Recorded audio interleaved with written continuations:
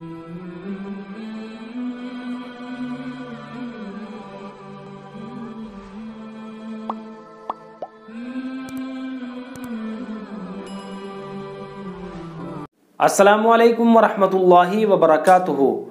मोहतरम नाजरीन, हमारी बात चल रही थी हिजरत और नुसरत के ऊपर, यानी अंसार मदीना ने अल्लाह के दीन के लिए जो कुर्बानियाँ दी हैं और जो मेहनतें, मशक्क़तें, मुजाहिदात बर्दाश्त किए हैं, उनको तो बयान भी नहीं किया जा सकता। यानी तारीख़ के अंदर उस जैसी मिसाल आप हज़रात को नहीं मिल सकती कि जब भी माल का तकाजा सहाबा इकराम के सामने आता था तो भारी भारी माल की मिक़दार लाकर पेश करते थे।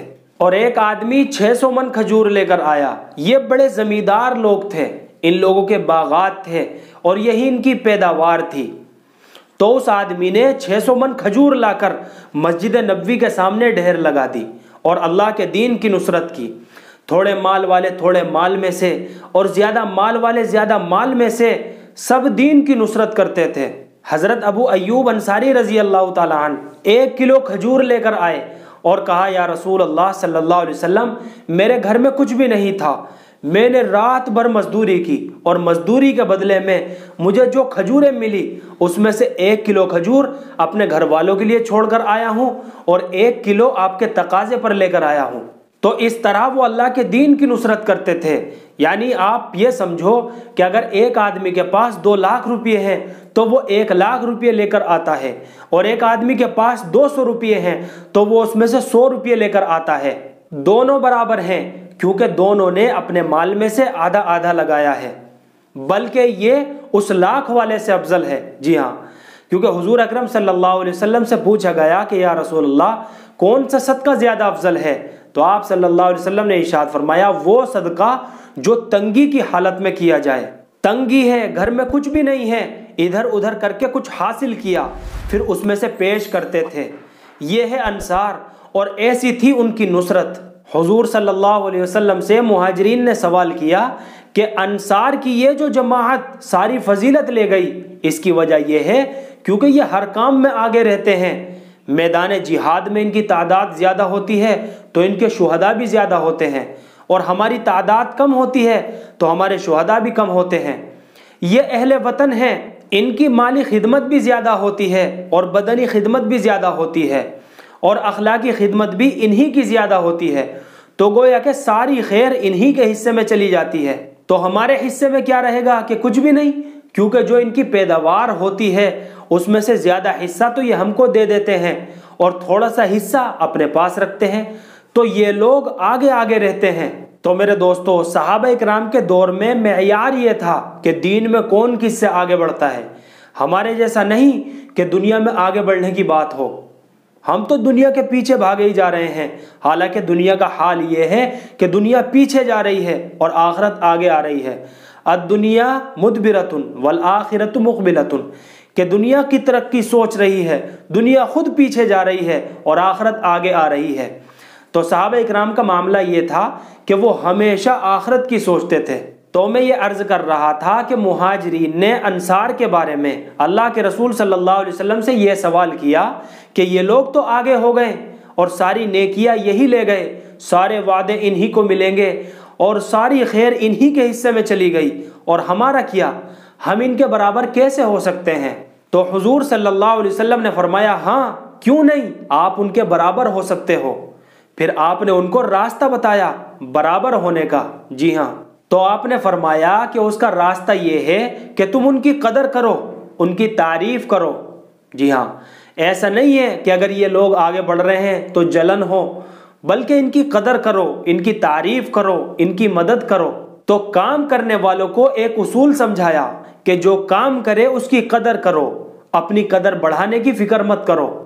ऐसा नहीं है कि इसी का नाम आता है, हमारा तो आता ही नहीं, यही लोग आगे रहते हैं, ऐसा नहीं है। बल्कि ये सोचो कि जो काम मैं नहीं कर सकता था वो काम ये कर रहा है, बल्कि मुझसे भी ज़्यादा काम कर रहा है, बल्कि एक आदमी का काम ज़्यादा कर रहा है। तो फरमाया कि काम करने वालों की कदर करो। इसी तरह जितने लोग दीन का काम कर रहे हैं उन सब के बारे में यही उसूल रहेगा कि जो काम मैं नहीं कर सकता हूँ वो काम ये लोग कर रहे हैं। دین کے بہت سے کام ہیں، بہت سی حکمتیں ہیں اور بہت سی ذمہ داریاں ہیں، تو ہم کو اس کام میں وسعت سکھائی ہے، تنگی نہیں۔ ایسا نہیں ہے کہ یہ کچھ بھی نہیں ہے، یہ تو بیکار ہے، بلکہ دین کی جتنی خدمتیں ہو رہی ہیں ان سب کی قدر کرو، کیونکہ اگر وہ یہ کام نہ کرتے تو پھر ہمیں کرنا پڑتا۔ یہ تو ان کا احسان ہے کہ ہمارا بوجھ انہوں نے اٹھا لیا۔ یہ ذہن ہونا چاہیے کہ ہمیں کرنا پڑتا، ہمارے حصے کا کام انہوں نے کر لیا۔ تو یہ بات اپنے ذہن سے نکال دو کہ کوئی آگے بڑھے تو ہمارے دل میں اس کے لیے جلن ہو، بھئی یہ تو اخلاص کی کمی ہے۔ اگر ہمیں کوئی کام کرنے والا ملے، ساتھ دینے والا ملے تو ہمیں خوشی ہو کہ میں تو اکیلا تھا کہ میرے ساتھ اب ایک اور آ گیا۔ جی ہاں، کہ ایک ہی ہاتھ تھا کہ دوسرا ہاتھ بھی مل گیا۔ ہمارے ایک بزرگ فرماتے تھے کہ جو کام تو کر رہا ہے اس کام کو کرنے والا کوئی دوسرا آ جائے تو تجھے خوشی ہو کہ الحمدللہ کہ کام میرے اکیلے کے ذمہ تھا کہ اللہ تعالیٰ نے میرا ایک اور معاون اور مددگار بھیج دیا۔ تو ہمیں اس بات کی خوشی ہو۔ تو ایسا آدمی کام کو چاہتا ہے، اور جو آدمی کام کو نہیں چاہتا اور کوئی دوسرا آ جائے کام کرنے لگے تو پھر اسے تنگی محسوس ہوتی ہے کہ ہم کر ہی تو رہے تھے کہ یہ دوسرا کہاں سے آ گیا۔ تو یہ غلط بات ہے۔ اپنا مقام، اپنا درجہ، اپنی بڑائی یہ نصرت نہیں کہلاتی، اس کے بدلے میں کوئی چیز نہ چاہے۔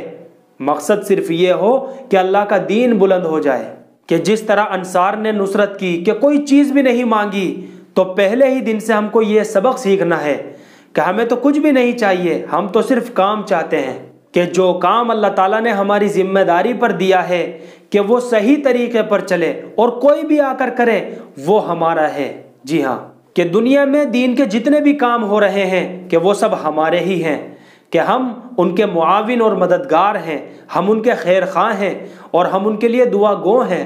ایک بزرگ فرماتے ہیں کہ چند سال پہلے میں ساؤتھ افریقہ گیا تھا، کہ وہاں کا ماحول بہت اچھا ہے، ہرا بھرا ماحول ہے، وہاں کے مسلمان دیندار بھی ہیں، مالدار بھی ہیں، تواضع والے بھی ہیں، اس لیے دنیا کے لوگ وہاں جاتے ہیں تعاون کے لیے، مدد کے لیے، اپنی ضرورت کے لیے، اور وہ اس کو پورا بھی کرتے ہیں اور ان کی مدد بھی کرتے ہیں۔ مختلف جماعتوں کے لوگ وہاں جاتے ہیں، مختلف تقاضوں کے لوگ وہاں پر جاتے ہیں۔ تو وہ بزرگ فرماتے ہیں کہ میں نے پرانے ساتھیوں سے کہا کہ ماشاءاللہ تمہارا ملک تو ایسا ہرا بھرا ہے، اور ظاہر سی بات ہے کہ جب کوئی باغ ہرا بھرا ہو تو لوگ تو آئیں گے سیر کرنے کے لیے، تفریح کرنے کے لیے، تو جتنی جماعتیں آئیں گی وہ سب دینی جماعتیں ہوں گی، تو اس وقت تمہارا رویہ ان کے ساتھ کیا ہونا چاہیے؟ کیا یہ رویہ ہونا چاہیے کہ یہ تبلیغ والا ہے اس لیے اس کو ٹال دو؟ بالکل بھی ایسا نہیں، بلکہ ایسا رویہ ہونا چاہیے کہ جیسے ہمارے دین میں ہمارا عقیدہ ہے کہ اللہ نے جتنے نبی دنیا میں بھیجے ہیں وہ سارے کے سارے برحق ہیں، اور ہم سب کو مانتے ہیں، ان تمام پر ہمارا ایمان ہے۔ اگر ایک نبی کے بارے میں بھی صحیح عقیدہ نہ ہوا تو اس کا ایمان ہی گیا۔ جی ہاں، ایمان مفصل میں یہ ہے کہ آمنت باللہ و ملائکتہ و کتبہ و رسلہ، کہ ہم ایمان لائے اللہ پر، اس کی کتابوں پر، اس کے فرشتوں پر اور اس کے رسولوں پر۔ گویا کہ جتنے اللہ کے رسول آئے ہیں وہ سب اللہ کے بھیجے ہوئے ہیں اور وہ سب برحق ہیں۔ ہمارا یہ عقیدہ ہے کہ ہم ان کو سچا نبی مانتے ہیں، تو ہمارا کام کیا ہے کہ ہم سب نبیوں کو مانیں گے اور اتباع ہم اپنے نبی کی کریں گے۔ ایسے ہی تمام دینی کاموں کی قدر کرو اور ان کی مدد کرو، اور اپنے کام کو مقصد بنا کر اس کے پیچھے چلو۔ یہ ایک اعتدال والا راستہ ہے، اجتماعیت والا راستہ ہے۔ اس سے دینی جتنی محنتیں ہو رہی ہیں اس کا آپس میں تعاون ہوگا، اور ہم ان کی قدر کریں گے، وہ ہماری قدر کریں گے، یعنی ہم ان کا ساتھ دیں گے اور وہ ہمارا ساتھ دیں گے، اور اگر موقع پڑے گا تو ان کی رکاوٹوں کو دور بھی کریں گے۔ جی ہاں، یہ ہے اجتماعیت کا راستہ۔ تو حضور صلی اللہ علیہ وسلم نے مہاجرین کو یہ سبق پڑھایا کہ انصار کی قربانیاں زیادہ ہیں، تقاضا پورا کرنے میں وہ آگے آگے رہتے ہیں، تو تم ان کی قدر کرو، ان کی تعریف کرو اور ان کی مدد کرو اور ان کا احترام کرو، اور ان کے حق میں دعائیں مانگو کہ اللہ انہیں اور ترقی دے، کہ اللہ انہیں مزید قبولیت دے اور ان کی مدد فرما۔ تو آپ نے فرمایا کہ ان کے لیے دعا کرو، کیونکہ دعا دینے والا مخلص ہوتا ہے، ہمدرد ہوتا ہے۔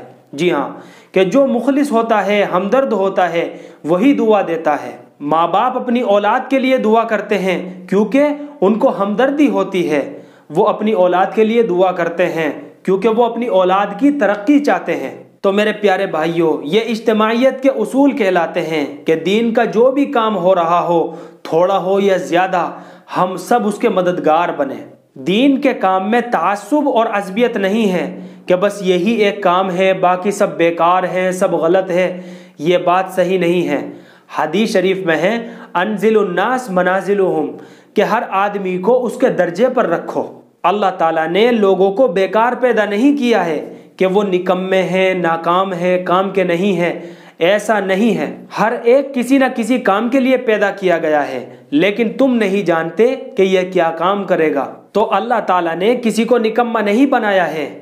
ہاں، یہ الگ بات ہے کہ کسی کو ماحول نہیں ملا اور وہ نکما ہو گیا۔ تو محترم ناظرین، آج کی بات بس یہیں پر ختم کرتے ہیں، انشاءاللہ آگے کی بات یہیں سے شروع کریں گے۔